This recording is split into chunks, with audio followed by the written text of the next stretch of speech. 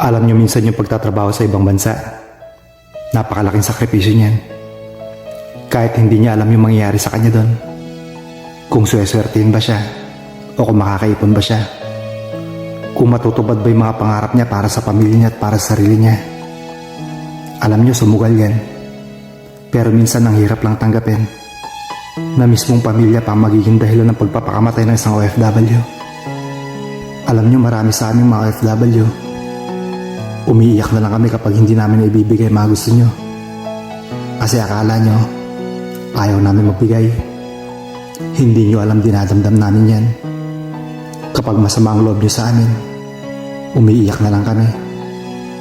Lagi nyong tatandaan, kaming mga OFW walang karamay sa abroad. At kayong mga kamag-anak namin sa Pilipinas, ang nagiging lakas namin para magpatuloy. Sana lagi nyong tatandaan yan.